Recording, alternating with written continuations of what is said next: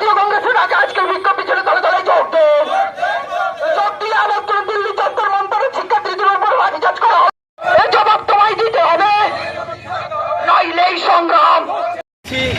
সারা দেশে ডাক্তারি ভর্তির যে সর্বভারতীয় পরীক্ষা, সেই পরীক্ষার প্রশ্নপত্র ফাঁস হয়েছে আজকে কমপক্ষে 2 মাস আগে। তাই এদেশের ছাত্র যুবরা দিল্লির রাজপথে, এমনকি দেশের বিভিন্ন প্রান্তে তারা গর্জে উঠেছে। সরকারের সহ শিক্ষামন্ত্রীর পদত্যাগ চাইছে।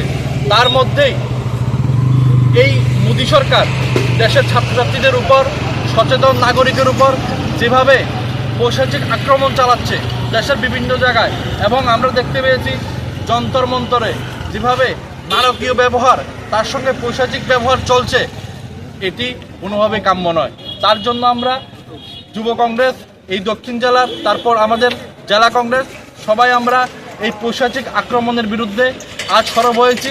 আমরা চাই, আমাদের একটাই দাবি, ধর্মেন্দ্র প্রধানের পদত্যাগ করতে হবে। কারণ উনি শিক্ষামন্ত্রী এবং ওনার যিনি গুরুদেব এই রাজ্যের এবং এই দেশের সবচেয়ে বড় মিথ্যাবাদী, যিনি শিক্ষিত বেকারদের মন বুঝেন না, ওদের শিক্ষার পরিচয় বুঝেন না, নরেন্দ্র মোদী।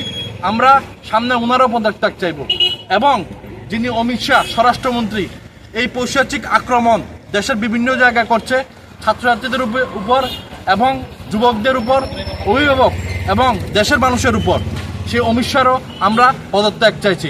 আমরা যুব কংগ্রেস আগামীতে আমাদের আন্দোলন আরও তেজি করব। আমরা চাই এই দেশের যিনি শিক্ষামন্ত্রী, কেলেঙ্কারির সঙ্গে যুক্ত, নিট কেলেঙ্কারির সঙ্গে যুক্ত, ওনার পদত্যাগ। আমরা ধর্মেন্দ্র প্রধানের অবশ্যই আমরা সবাই মিলে ওনার পদত্যাগ চাইছি, আগামীতেও চাইব। নইলে যুব কংগ্রেসের আন্দোলন চলছে।